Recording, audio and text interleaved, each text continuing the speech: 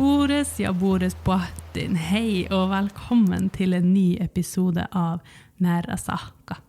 Jeg heter Liselle Bang, og jeg sitter her med et nytt tema og 2 nye gjester. Jeg tror at vi hopper rett inn i å introdusere dem først. De fra hver sin bygd, oppvokst i hver sin sjøsamiske familie. Da sier jeg først velkommen til deg, Bente Sjursen, du fra Store Læresjord i Altafjorden, østsida. Ja. Og velkommen til deg, Tor Nilsen fra Mandalen i Kåfjord. Men du var litt tydelig på at du fra Kjerringdal. Jeg fra Kjerringdalen, takk for det. Temaet for dagens episode jo da årstidene, altså nærmere forklart de 8 årstider som man har i samisk kalender. Og hvordan de her har sett ut og kanskje ser ut i dag i sjøsamiske samfunn. Nå det jo sånn at i samisk kultur så lever man jo tett på været og naturen, og derfor har man gjerne noen faste gjøremål gjennom året. Og i reindrifta det jo naturlig nok rein sin syklus som står i sentrum her, men hvordan ser årstidene ut i sjøsamiske samfunn? Når på året har man gjort hva? Og hvordan lever man med naturen her? Jeg lar den henge litt i lufta der, for jeg vil veldig gjerne spørre gjestene litt først om, kan dere fortelle litt om oppveksten deres der dere fra? Bente, vil du si litt? Hvordan har din oppvekst vært i Store Læresjord på østsida av Altafjorden? Der har jeg vokst opp da jeg var liten, da var jeg i en stor familie, både med bestefar, mamma og pappa og tante og onkel og alle deres barn. Og så har jeg gått på skole, da måtte jeg reise, flytte hjemmefra da jeg var 7 år. Okay, ja. Så da gikk jeg på skole i Læresfjord. I Læresfjord? Ja, og det her jo en sjøsamiske bygde, og folk snakket samisk rundt. Men vi fikk ikke lære noe samisk, vi ungene. Nei. Hva tid var det du vokste opp på? På 70- og 80-tallet. Ja. Mhm. Eller 60- og 70-tallet blir det jo. Jeg jo født på 60-tallet. Tor, du da i Kjerringdalen, hvordan var det? Jeg litt eldre, jeg jo født i 52. Og oppveksten var grei. Det var jo småbruk, så var det litt fiske, og så hadde du en god del anleggsvirksomhet, og masse folk som reiser fra, nå må jeg si Mandalen, ikke bare Kjerringdalen, til Sverige på skogshogst, og ned til Trysil-traktene. Faktisk, vinteren 57, var det 180 mannfolk fra Mandalen som var på skogshogst. Pluss at de hadde med seg en 20-talls ungjenter som kokke. Så det var, hele bygda var på skogshogst. Oppveksten var grei, men du kan si, det var ikke sånn veldig overflod av noe. Okay. Men vi hadde mat hele tiden, så vi hadde ikke noe nød. Men det var mye fattigdom. Det var det. Og som jeg sa, litt jordbruk og litt sånt der anleggsvirksomhet. Og så det som skjedde egentlig i min oppvekst, som var en veldig stor oppblomstring der hjemme, det var de startet med karreri borte i Birstavare. Med hæ? Karreri. For de hadde jordbruk, de hadde sauer. Og derifra så har du denne grenvevinga, den her berømte mandalsgrena som har overlevd helt opp til våre dager. Og det var en veldig stor oppblomstring for jordbruket der hjemme. Men det var jo damene som holdt på. Det var noen få gubber som drev med grenveving. Hørt litt om den grenevevinga der, og det har jeg. Og det var spinning og veving. Og det som var riktig tøft, de vevde jo kanskje 50-60 grener i løpet av et år. En i uka. Det raskeste som jeg vet, det var en dame, hun begynte å spinne på fredags ettermiddag. Og den grenen for til Skibotn lørdagskveld. Jeg vet, bestemor hun brukte å få sånne her pappesker med karra ull ifra. Fra Birstavare, ja.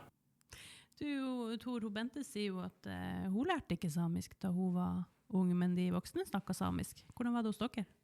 Nei, du skjønner, det her jo, du kan si like etter krigen da, 52. Og Kåfjord kommune var den største samiske kommunen for evakueringen. 43-44. 98% av menneskene i Kåfjord var samisk. Ok. Men så fer jo en del min familie den var evakuert helt ned i Telemark. Det var faktisk det som var lengst vekke fra Mandal. Den kom tilbake. Mamma og pappa snakket samisk.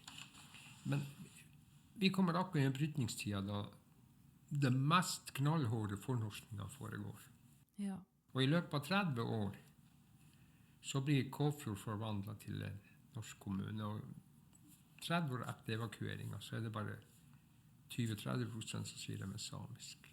Hjemme snakker de samisk, vi skulle ikke lære samisk. Så vår oppvekst det var jo et språk som vi kalte svorsk, samisk og norsk.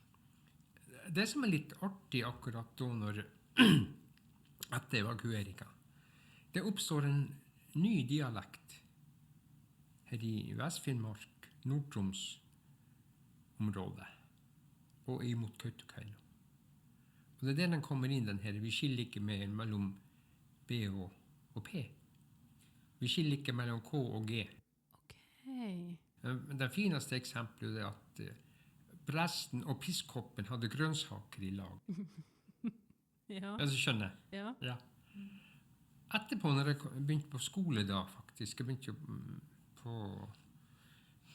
på omskolering i Hammerfest høsten 99. Da dukket det opp en dame der som heter Karin Lorentzen, som har oss i norsk. Og da kunne jo hun fortelle at det er en dialekt som har oppstått her borte like etter krigen.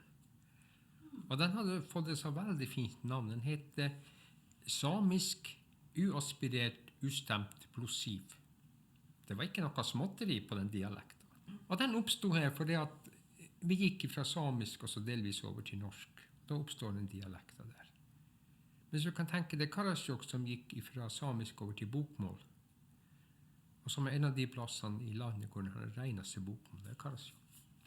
Mens vi i Kauto og Alta og Kåfjord-området, vi har en liten sånn her egen dialekt. Du sier jo, Tor, at Kåfjord gikk over til å bli norsk i løpet av noen få tiår, og det er jo trasig å høre, men jeg er jo så glad for å se at det har skjedd mye der de siste årene i riktig retning, og der vil jeg gjerne trekke litt paralleller til det arbeidet som du har gjort med i forhold til den sjøsamisk kalender, hvis man kan kalle det det. Jeg så jo i en avisartikkel at du hadde funnet noen interessante dokumenter tilknyttet det her. Kan du fortelle litt om det, og hvor har du kommet over de her dokumentene, og hva er det for dokumenter du har? Jo, altså, jeg har jo intervjuet en del folk. Jeg har funnet noe sånn løsrevne ark som har ligget, som har vist dere allerede tidligere i dag. Og så har det vært og bladd og leita fram i gamle skriv. Og det viser seg at det har vært en kalender på samisk med månedsnavn som er veldig godt kjent i det sjøsamiske området. Altså rett og slett sjøsamiske navn. For hvis vi tenker på den kalenderen i dag, som han sa, han som ga meg ideen om å lage en kalender, så det her er jo en ren innlandskalender som følger reindrifta og reinen sin syklus. Finnes det noe i det sjøsamiske området? Og at han måtte bare si for et år tilbake, nei, ikke så vidt jeg vet. Men så begynte jeg å lete da. Og det viser seg at det har vært noe. Når du snakker med eldre folk, så sier de at de husker ikke kalenderen som det at det har vært direkte nedskreven kalender måned for måned. For den første kalenderen som de henviser til, det var de her med en enkel blad i reiv av. Og så kommer jo de her månedskalenderne, hvor du har en hel måned. Men hun sier jo også at vi var egentlig ikke så opptatt akkurat av den kalenderen og de månedene, men vi hadde årstiden. Dem forholdt vi oss til. Så hadde vi navn på hver uke i året. Og det var jo også litt spesielt. Det er imponerende. Ja, og det har det faktisk. Jeg mangler faktisk bare to eller kanskje 3 uker som jeg ikke har funnet navn på enda, men jeg finner dem etter hvert. En annen ting som jeg også sa, det var det at vi hadde almanakken. Og denne her almanakken som er i bruk i dag, den har sikkert vært i bruk ganske så langt tilbake, for den første utgaven kom i 1644. Så det er ikke noe sånn der nåtidens lesestoff. Nei. Og det forholdt de seg til. Og så sier du at det som var det viktigste for oss, det var om det var nymåne eller minkamåne. De forholdt seg veldig til månen, særlig der framme kysten. Og det var med alt mulig du skulle gjøre, enten det gjaldt slakting, eller du skulle sette garn, eller ditt eller datten, så var det nymåne. Og en av de her, en eldre kar bort på Nordnes, han er nå gettflaksen per i dag, han sa når vi setter sildgarn om høsten, og det er masse herrens år tilbake, så sa han vi setter dem 3 dager for nymåne.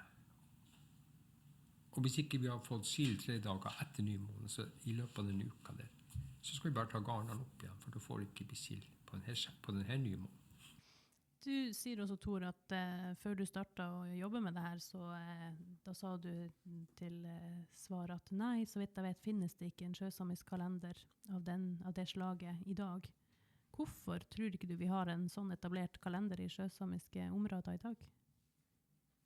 Jeg tror at masse av det her som er blitt borte under evakueringen. For folk, faktisk den siste bygda som ble brent i Mandal, den siste bygda de tok sørover. De tente riktig nok enda på et hus på Lyngsel, eller noe sånt, med folk greide å slukke. Ja. Så vi var antakelig den som lengst gjør som ble evakuert. Så sier jo hun at når de kom tilbake fra denne evakueringsturen, så trodde ikke hun, denne dama som jeg snakket med, som er 90 år nå, at det første de tenkte på var en kalender.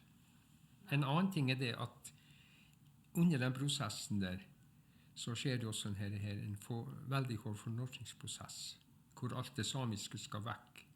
Og kan vi i all verden begynne å lete etter en samisk kalender da? Ja, kanskje ikke det første man tenker på. Nei.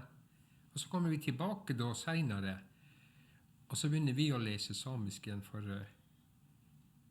vi snakker ikke samisk som unge. Jeg har jo lært samisk i voksen alder. Og når vi da kommer så langt til å begynne å lese samisk igjen på nytt, så ligger denne kalenderen fra innlandet ferdig. Bare ta den i bruk. Men ingen tenker at vi har ikke noe forhold til rein. Vi har ikke Messi, og vi har ikke Borgemann, og vi har ikke de her Golgomann. Ja, ikke sant. Men vi har brukt den, og vi bruker den fortsatt. Vi har ikke noe annet.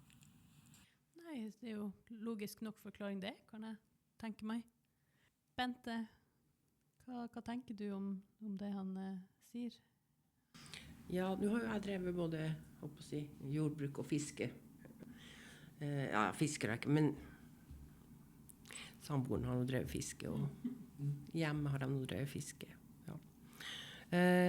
Og da er jo det her med årstidene og når man gjør ting, det har vært veldig viktig. Og det her med den vekselmånen, da skulle alt gjøres når det var vekselmåne. Så det har det jo et forhold til, ja. Tor, du har jo også fortalt oss litt grann, over en kopp kaffe her i sted, at det er litt andre navn på noen av de månedene eller årstidene, ut fra det du har funnet. Altså, årstiden har ikke de har ikke forandret noe på årstiden, og de er den dag i dag på samisk. Du har vinter som er Dalevi, og så har du Girra Dalevi, vårvinter. Ja. Så har du Girra, som er våren. Men 2 av de månedene som har skjedd som går igjen, det er altså denne her mai, og også denne her september måned. For våren og høsten er veldig kort. Og da er det vår, og det er høst. Men så kommer vinteren og sommeren. De har du forlenget på begge ender. Du har vårvinter, høstvinter, så har du vårsommer og høstsommer. Og så sier de at de overgangene var veldig sånn tøyelig, for det at hun mente at mye godt så følte de også månen. Var det nymåne, så drøya vi den kanskje 14 dager lenger ut, og så kanskje vi dro den litt inn på den andre enden igjen. Så kunne du flekse litt, som vi kaller det på nynorsk. Men det er jo mening for så vidt, at kanskje det ikke var så viktig hva den kalenderen visste for dato akkurat i dag, men se ut på vær og vind, og hvordan er forholdene? Det var det lå, akkurat der. Ja. Og det her med at nymåne og minkamåne og alt det her, da hadde du også fra gammelt av at det hvor månen kommer, nymånen tenner. Derifra kommer også været. Ok. Du kan gå inn og si at ok, nymånen kommer klokka 1 i natt. Bare som et eksempel. Da vet du at klokka 12, det er rett nord. Eller du kan si 24 da. 12 har du jo sør om dagen. Hvis du har gått litt over 12 til klokka 1, da er det på nordøst. Nord-nordøst. Ja, stemmer. Får du en nymåne klokka 9 om morgenen, så har du den rett i øst. Da får du østavind. Får du den klokka 12 om dagen, så er den i sør. Da vil du få sørlig vind. Og tilsvarende hvis du får den klokka 6 på ettermiddagen, nymånen kommer klokka 6, er garantert du får vestavind eller vestlig vær. Ja. Er det noen spesielle navn på måner som du har funnet, som man kanskje ikke er vant med fra før av i en samisk kalender? Jo da, det er forskjell på månene. Du kan jo bare ta liksom Mjesemannen, som da er den her som er reinkallmånen, hvis vi tar bare som et eksempel. Og det er jo den 5. måneden, mai måned. I de her kalenderne så står det bare Girramann, altså vårmåned, det er ikke Mjesemannen. Og så har du da for eksempel junimåned. Og den er midtsommermåned. Ok. Så kommer vi til juli, som vi sier som i Latjamannen eller Sveinemannen i denne kalenderen i dag. Den var Gjesemannen i den der fremme i kysten. Ja. Og så har du også i en kalender som har funnet, så har du har ikke november, ikke desember. Altså i forhold til den kalender som i dag. Du har jo da, du kan si november er jo da Skapmamanno, og så har du den i kalender som er Jøvlamanno. Ja. Og de er ikke nevnt i den ene av de kalenderne. I den andre kalenderen så er Skapmamanno nevnt, julemånen ikke nevnt. I en tredje kalender så er det julemånen, eller desembermåned, som er Riknamanno. Så her finnes i alle fall minst 4 forskjellige benevnelser på enkelte måneder. Ja. Så det er potensielt flere ulike kalendere her i sving, kanskje samtidig? Litt variasjoner? Jo, det er nok variasjoner, for i en av de her skrivene som jeg har funnet, så står det at kalenderen kunne nok forandre navn etter hvem som lager kalenderen. Ok. Og som et eksempel så kan jeg bare ta den her Tornerius som lager en kalender, en svensk prest, og på 1648 så skriver han tar ut Borgemanno, men da er du inne på regntidskalenderen. Han tar ut Borgemanno, og så setter han inn en måned som heter Wicketmanno. Ok. Og hva det var det? Godt spørsmål. Jeg vet hva det er etterpå. Etterpå så funnet ut, jeg vet hva det er. Ja, har du en... Ja, Wicketmanno, det er, han sier at den tida regn har skiftet, eller har røyta, så begynner det å bli hvit. Wicket, hvit. Ja. For hvit på samisk er jo bjelegat. Men det er litt sånn artig akkurat med de her overgangene mellom de månedene, for de passer liksom ikke ihop alt det der som er. Men de er i alle fall brukt. Folk har jo hatt kalender og årstid å forholde seg til, så det har gått veldig greit. Du fortalte tidligere til oss her om en måned. Jeg lurer på om den heter, arrester meg hvis jeg tar feil, Sniltjermann? Sniltjermann, der har vi jo suttet og sett på Konrad Nilsen beskriver også Sniltjermann, og ja, han beskriver også Wicketmann. Og i en av de her kalenderne så står det Sniltjermanno. Den kommer mellom juli og august, hvis du tenker nåtidens kalender. Ok. Ja, da kommer den inn der. Og da er vi også over på en kalender som har 13 måneder. Og i den ene kalender så kommer Sniltjermanno inn. I den andre 13 måneders kalender så kommer det inn en måned imellom mars eller april og mai. For du får marsmåned som da i den kalenderen er Svenemanno. Nei, Njøktjamanno, unnskyld. Njøktjamanno som er svanemåned. Så kommer du til april. Da får du inn Garjamanno. Og så får du inn en sånn her måned til der. Og så kommer vi over til mai måned. Da. Så du får på den kalenderen så får du faktisk mai som 6. måned. Men Snilltjamanno, har du noen idé om hva det navnet betyr? Hvor det kom fra? Jo, altså, hvis det tilhørte reindrifta, kan jeg si først, så er den plassert på galt tid av året. For det at han som antydet hva Snilltja kunne være, det var at rein var helt snø, altså helt snøskinn. Men den Snilltjaen kommer før rein har røyt allerede. Så da fant jeg ut at da kan det ikke være i reindrifta. For den kunne ikke ha veldig fint skinn for røyta. Men i det sjøsamiske så har du det at når du tenker på de månedene, så har du Gjessemanno, som da er julimåned. Og så kommer du ut i august, som er Latjomanno, Suinemanno, eller også Borgemanno, om du vil. Og derimellom har de kilt inn her Snilltjamanno, slutten av juli, begynnelsen av august. Og en av dem som forklarte her, at Snilltja, det er jo et stykke du skjærer av en fisk. De brukte å fiske sånn, det vi kalte for kiosk, nede på moloen. Og så skar de skinnene ned kiosken, og det brukte de som agn når de skulle fiske sei, for de skulle ha saltsei til høya. Ok, så kanskje en del av en fisk brukt som fiskeåte? Det er fiskåte, ja. Jeg har skjønt det sånn at du har også funnet noe annet ganske imponerende, sånn jeg ser det, og det er nemlig en ukeskalender. Jo, for som hun sa, en av de her damene, når jeg snakket om denne ukeskalender, så sier hun at vi var ikke så veldig opptatt av de her månedene. Vi var mer opptatt av årstiden. Og så hadde vi en navn på hver uke.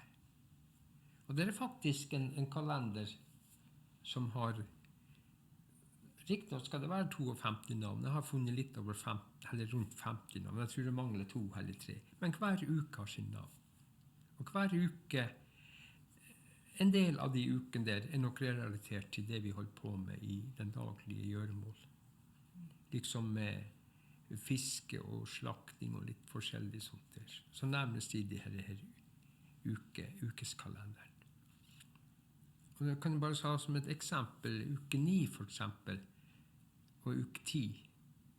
Så står det at uke 9 det er Rahkanembahko, som betyr klargjøringsuka.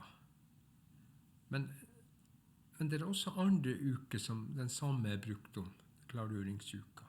Denne klargjøringsuka snakker om, det er for denne uka som heter Markanbahko. Og Markanbahko, den her Bossekoppmarked.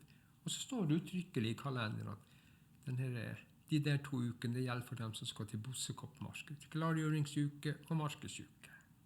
Ikke sant, så Bossekoppmarkedet er altså et veldig viktig marked som har skjedd her i Alta i veldig lang tid, hvor det var veldig vanlig å komme og bytte til seg og kjøpe varer. Jo, og det er klart, du har jo folk som var spesialister på handel og alt det som reiste fra Kåfjord, fra Mandalen, opp til Altamarked.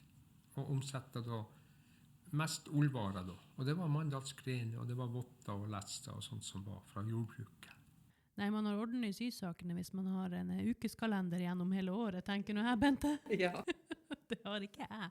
Nei. Jeg har den her nedskrevet, så jeg følger den. Åja. Nei, Bente, hva tenker du om alt det her? Det er jo mye interessant han forteller om han her, Tor. Er det noe som du drar kjensel på fra der? Det var veldig viktig, som jeg sa, med de her vekselmånen og minkamånen. Også de hunddagene. Jaha. Ja, dem var det mye snakk om. Tor, har du funnet noen hunddager i det her, det du har? Ja, hvis jeg ikke husker feil, så er det fra 23. juli til 23. august. Men jeg tar litt med forbehold. Men jeg mener det der. Det kan jo være at det er en måned tidligere. Men neida, det er... Altså, hunddager var det at... Jeg husker når jeg var unge, så fikk vi streng beskjed at nå var det betnappbaby, altså hunddager. Og da skulle du være veldig forsiktig både med øksa og med kniven, og ikke skade deg selv. Og det var masse sånne der. Men hva det var egentlig, det var jo det at ja, hvis du for eksempel skar deg i foten eller i fingeren, så kunne det gå infeksjoner litt sånn forskjellig. Jeg vet ikke, men jeg tror mye også der kommer, ja, i alle fall når du sitter og ser på de her ukedager, eller ukeskalender, så ser du at det er jo masse av de navnene der er jo hentet rett ifra katolismen. Det er sånne helgener som er, og kanskje også de her hunddagene og en overføring fra sånn her, ifra den tida der, at du skulle ikke gjøre det og det. Og hvis du tenker på denne boka som han Sverre Østensen har skrevet, denne Dagen jeg vet, og den er jo ganske interessant å lese, for der har du jo oppramset dag for dag. Og så har du det at den og den dato, den og den dagen, eller i den måneden, da skal du ikke gjøre det og det, for da er det farlig, og ditten og datten. Du skal ikke årelate deg, og du skal ikke gifte deg, og du må ikke forlove deg, og du må ikke barbere deg. En veldig interessant bok, ja. Ja, men nesten se litt på. Så har du jo jula, da skulle man jo ikke først i juledag, skulle man jo ikke gjøre noe. Man fikk jo ikke lov å røre hverken kniv eller saks, eller ikke gå ut. Det var for man ikke skulle bli tatt av årsgårdsreier og sånne ting. Ja, det her stallraidoen. Og mamma hadde hver julaften, så før vi gikk og la oss, så dekte hun bordet med kopper og fat, fint med duk og alt, og så satte hun frem kake med litt plast over. Så da var det klart for dem som hadde bodd der før, og kunne komme og spise, mens vi så. Ok, ja, det er jo koselig. Ja. Ja, så når hun sier at du skal ikke gjøre noe julaften, eller første juledag, det var akkurat det samme hos oss også. Kjelken, skien og alt det der, skulle ryddes vekk til jul, det skulle være blåst. Og du har denne her, sånn jeg sa, at du har sikkert hørt denne sangen Uvente julaften, Stall og Raid og alt det der. Du må ikke bære fast i de her. Og så sier du at de la mat på bordet. Kanskje en videreføring, du skulle jo ha vann i. Vannbøtta skulle jo stå der, og sånn at stallen hadde trykken når de for forbi. Masse sånne seremonier om jul. Vinteren var jo vel egentlig en ganske så rolig årstid den tida. Det var denne fjøsdrifta, så var det jo, vi gikk jo på skole. Passet å hugge ved, og før man da fikk inn det her innlagt vann, så var det jo hentet vann både til fjøs og til hus og alt. Og så var det jo en del hjemmefiske. Du hadde jo store sesonger da som noen for jo til Lofoten, og så for de på Finnmarksfiske, og som jeg sa tidligere, så var det jo en god del som for på skogshugging om vinteren. Og andre plasser så kunne de fare på rypejakt, for eksempel nabobygda vår, Spirtavare. Det var masse folk som for inn mot Kautokeino og drev snarefangst på rype der om vinteren, i stedet for å fare på anlegg eller sånn her. Så egentlig hjemme så var det jo mest husflidd, og det var spinning og karring og passe at du hadde ved og vann. Det var liksom det som var det viktigste for den som var igjen. Så hadde du jo Bossekoppmarked i november-desember også. Da også? Ja. Ok. Folketellinga i 1920, så var det store utfordringer, for da hadde staten funnet at det skulle telles den 2. desember. Ok, ja. Men det var da var det Bossekoppmarked. For da klarte ikke her i Alta kommune, og Talvik kommune, de klarte ikke å få tak i noen til å drive, som var interessert i å, og det verste av alt var at det var et voldsomt stort sildefiske akkurat da. Ok. Så alle mannfolkene var på sildefiske, og kjerringen var på Bossekoppmarked. Så det var ingen å få tak i til å drive den der folketellinga. Og så var det å prøve å få tak i de her, i de her fiskebåtene som lå ute, det var i hvert fall den 2. desember det året, så lå det masse fiskebåter ute i Rongsund og fiska. Og så var det de som hadde rodd rundt omkring der og prøvd å få telt de her folkene som var i de der fiskebåtene. De hadde en lang avhandling I den folketellingen om hvor vanskelig de hadde hatt det med den tellingen. Det her tror jeg må finne og lese. Det hørtes ut som spennende lesing. Ja, så vinteren jo gjerne noe man må komme seg gjennom og forberede og gjennomføre bossekoppmarked og sildefiske og ellers gjøremål innendørs. Men så begynner det jo å lysne og varmes opp, og vårvinteren står for dør. Hva tror dere man kan ha brukt tida på da? Ja, hvis du går litt lenger tilbake I tid, så hadde de jo også det at I alle fall I våre områder, at de her, noen få sauer de hadde, de lammet om vinteren. De kunne få lam I januar, februar. Det var ikke noe unormalt det. I dag har de jo flyttet lamminga til våren, den var ganske konsentrert I mai måned. Men I den tida så var det greit at den lammet om vinteren, for det at da hadde du muligheten å klippe de her lammene, for du slapp dem ut på beite I juni måned. Og da hadde du sånn veldig fin ull til sommerlester og sånt her, sommersokker ut av fin lammull. Andre var at du hadde ikke noe fryseboks, kjøleskap. Da hadde du muligheten at de her lammene var så store allerede I august, når høya de skulle begynne å slå. Da kunne du begynne å slakte de her lammene som var født I januar, februar. Så det var liksom også en del av arbeidet om vinteren. Det var å ha de her lammene. Nei, våren ellers så var det jo sånn som I dag. Da var det jo at kjæringen for rundt ute på de her slåttemarskene, det som lille som var innmarsk, og banket møkrasund som hadde droget ut om vinteren I sånne møkkerpulker. Mens gubbene var på fiske. Det var kvinnfolka som styrte hjem, og det her med jordbruket. Gubbene, det var fiskere. Så I fiskebondekulturen så var det bonden, kvinnen som var bonden og mannen som var fisker I stor grad. I det systemet der, så var det kjæringen som styrte alt. Gubbene var jo bare hjemme, og hvis det var noe så ranet de med seg det lille som var for å få på neste fisk. Som regel var like blakk når de kom tilbake. Ja.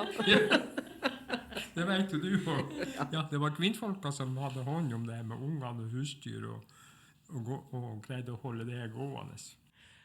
Bente, du jo fra gård I Storlæresfjord I Altafjorden. Hadde dere sauer? Ja da. Ja. Var det vanlig at det var lamming på vinteren? Eller Nei da, våren? ikke. Det var I april, mai.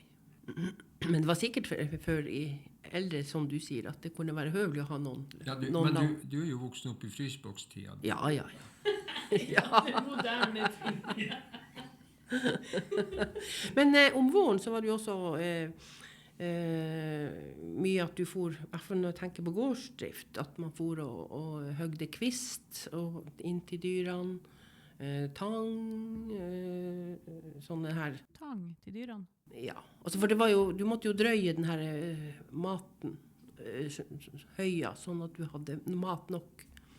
Så da var det og så var det også sikkert andre vitaminer og mineraler I de kvistene og I den tanga og sånt som var nødvendig. Så det var sikkert en god del sånne aktiviteter om vinteren og vårvinteren. Sånn. Og så var det jo, kanskje når de var ferdig med den her, jeg håper å si, garnfiske, så var det jo juksafiske. Når det ble lyst om natta, da var det juksafisk. Og så var det jo også ved. Det var jo kjempeviktig å hugge ved. Så det var jo en veldig viktig aktivitet å få hugget den veden. Jeg spør deg om en sak. Husker du om de hadde sånne gryte I fjøsen som de drev og kokte til kyrene og til sauene?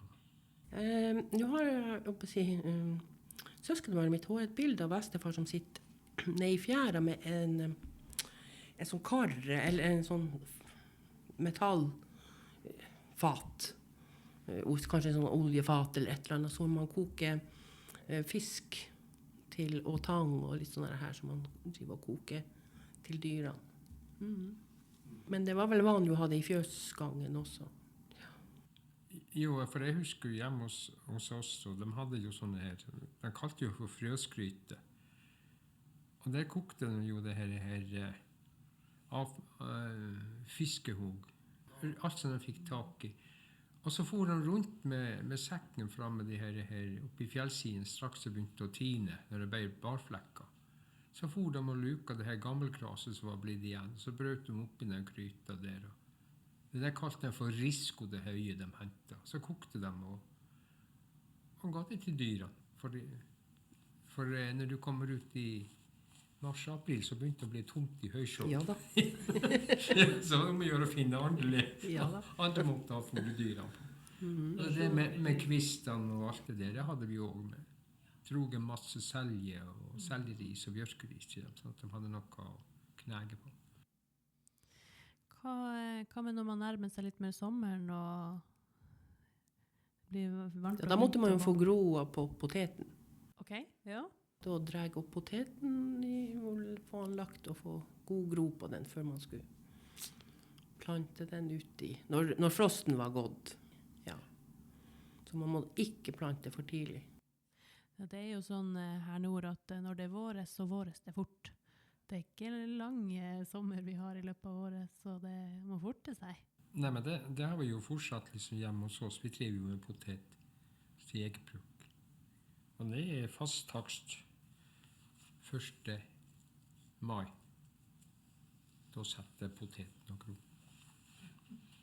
Da skal det være grodd, for du regner med at sånn 5.–10. juni så blir den satt ut. Etter normale forhold. Ja. Var det noe sauebeite da, eller hvordan var det? Hadde man en seter, eller? Nei, jeg har jo nå for eksempel villsau. Og jeg klipper dem jo i slutten av mai. Da er de ferdig lamma. Så går de til fjells. Og de er der hele sommeren. Hvor de er det, mange av oss vet ikke hvor de er, men i september måned så dukker de opp igjen. De er på tur igjen. Og da har de veldig fart når de kommer inn gjennom porten, for de vet den som kommer sist inn blir slakta før. Sånn regime. Og så kommer man jo på høsten, altså når gresset gror. Og så begynner man med å springe og kikke etter blåbær, at den modne. Og så hadde vi hadde jo villjordbær i Storleisjord, så den var ofte akkurat i slåttetida. Så da var vi og sprang opp i fjellsida og jakta på villjordbær. Ja, bærsanking. Det er jo veldig viktig. Og så var det multebær. Selvfølgelig. Hvita skull. Ja. Nei, det er jo som hun sier, det er akkurat det samme hos oss også. De har jo slåtta da, høyberging og alt det her, det var det viktigste. Og så er det jo litt fiske selvfølgelig i innlandet og i de her fjellvannene, det er jo etter røye. Og så har du atter en gang det her utover sensommeren og høsten, det er ved og brensel. Ja, det er liksom det viktigste av alt. Og ikke minst det her med bærsanking, særlig tyttebær var veldig aktuelt til hos oss, for det var jo salgsvare. Ja. Jeg mener å ha fått med meg at det her med kanskje sanking av evnene til dodgy kanskje har vært viktig å gjøre om sommeren, eller før det i hvert fall går mot vinter igjen. Sennagress for eksempel, det har jo blitt brukt i komaga til å holde varmen. Det var kanskje noe man måtte forte seg før det. Før sneen kom. Ja. Jeg kan huske det fra jeg var liten at jeg har vært med på det. Det var nok i slåttetida utover da, når du kanskje litt tidligere før du begynte å slå, så var det nok å tok sennagras òg. For den skulle jo være veldig mjuk. Eller den ble jo da banka så den ble mjuk. Og det var jo en tid hvor de ikke hadde strømper. De stakk bare foten opp i komagen og that's it. Samtidig så hadde jo også det at de bytta jo madrasser nå i løpet av sommeren. Jeg vet ikke om du husker at de hadde madrasser med sånn her sennegras. Nei, det husker jeg. Nei, det hadde de der inne hos oss. Men det sennegras hadde jo kokt opp til kyen i løpet av våren. Når vi kom ut i juni måned, så lå vi bare på fjølen. Da var madrassen kokt opp. Da hadde kyen spist. Så da var det å hente ny madrass til neste vinter. Ja, hva med når vi går mot høst og høstvinter? Da begynner det jo, sommeren er jo kort. Ja, da er det jo igjen både jakt, de som holdt på med det, men også slakting. Og da var det jo utrolig mye arbeid for å få prekivert all det kjøttet, og skinnet, og alt av tarmer og bein, og jeg vet ikke hva de, som ikke ble, alt ble jo brukt, i hvert fall i gamle dager. Men jeg husker jo videre, det var jo slakting, og det var vi hadde jo fryseboks da, så vi drev jo kverna kjøtt, og kjøttlaget kjøttdeig, og ja, og sånn her rull, og jeg vet ikke alt hva man nå. Og så var det jo tørke, henge opp til pinnekjøtt, og så var det vel dem som startet med sånn lefsebaking til jul, og... Nei, det var vel stort sett det samme der hos oss også. Og du kan si stort sett samme fortsatt en dag i dag. Du slakter jo om høsten. Og det er jo greit, for det at det her dyrene du skal sette på til vinteren når det gjelder sau og sånt der, du begynner ikke å fôre ekstra hvis ikke du skal bruke dem i avl eller noe. Og så er jo det at selvfølgelig at du slakter om høsten, så sparer du på fôret til de andre. Og så var det fisking. For om høsten så var det jo også i september, da hadde jo det her feitsilda som veldig viktig. Den er også nevnt i denne ukeskalenderen, akkurat når fiskeruka, kattens start. Og så har det jo atter en gang det her med om høsten du tar opp poteten, og du rigger til vinterbrensel. Ja, potetferie, det hadde vi jo. Det heter jo høstferie nå. Ja. Men før så var det jo potetferie. Potetferie, ja. Ikke sant, poteten må opp? Ja, det var derfor vi hadde ferie. Altså ikke var de borte at de laget blodpølse der borte. Det gjør vi fortsatt hos oss. Ja. Og så har du vært bort på den her som de kalte for å skulle gløya. Den tok vare på alt som du sa. Det var fra tarm og fett til gløya. Da tok de vare når de flådde om høsten, så tok de og flådde på sauen helt ned til gløyen. Og når det da så tok du og spylte av det meste av det her gløyene da. Den tok du inn, og så tok du og fyrte opp en kastrol på ovnen hvor du hadde kokende varmt vann. Så døpte du gløyene oppi der. Og så tok du av selve kalosjen, selve gløyen. Og da satt du igjen med, og så skar du enda imellom gløyene, og kalte det gløymakk, eller hva det var. Det var også en bit som du tok ut. Så tok du da og vasket de her gløyene. Og så tok de og saltet dem og hengte dem opp og tørsket dem. Det var det da når du hadde lite kjøtt, så hadde du 2-3 sånne bein oppi kastrolen, så fikk du kjøttsmak i kastrolen.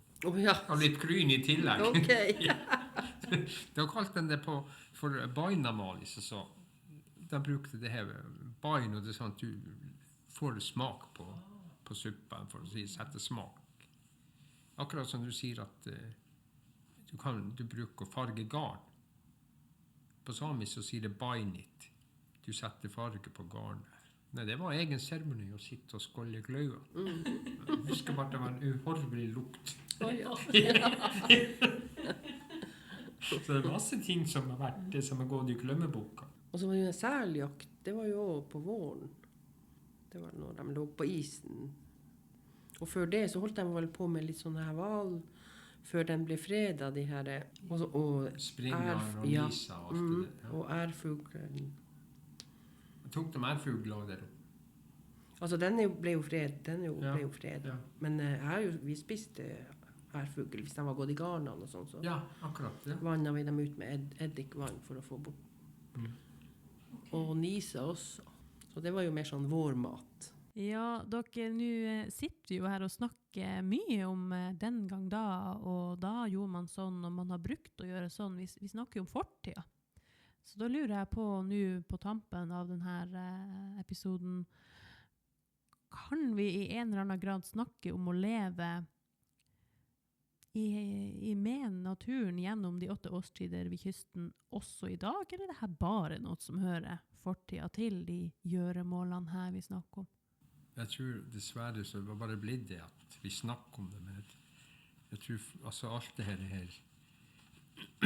tida i dag, den er uavhengig av de her 8 årstidene. De slakter katter, det passer, de kjører inn med salgslagsbilen og henter de her kuene, og det fôres jo året rundt. Og kan jo si de her slaktedyrene I dag, de jo ikke på beite, de på beite mens de kalv. Ellers så står de jo inne I fjøsen og spiser kraftfôrsekken. Du tenker på slakting for eksempel. Så konklusjonen at det litt andre tider I dag? Det nok litt andre tider I dag, for det også begrenset hvor mye du får fisk. De har jo kvote og alt det her, og mange tar jo opp denne lille kvota sin I løpet av 14 dager, så fisk over for dem. Og det liksom ikke alle som driver med fiske, det liksom de færreste. Du kan jo si at den som drev fisk I denne tiden, da de holdt på med de her kalenderne, hvis du går litt tilbake I tid, det var jo fjordfiskere. Og det her sånn her kombinasjonsbruk. De jo radert vekk. Det ingenting som heter kombinasjon mer I dag. Enten så du fisker, eller så du bonde og ferdig med det. Fjordfisken som har vært I de her områdene her, de jo jaget på land, de har ikke kvote. Så tida har forandret seg, ja. Nei, dere, det her synes jeg ble en veldig fin og artig samtale, Bente og Tor. Det var veldig interessant, så Ologito. Ja, Gito. Tusen takk til deg også som hørte på I dag. Hør mer I neste episode av Merra Sakka. Migula Hala.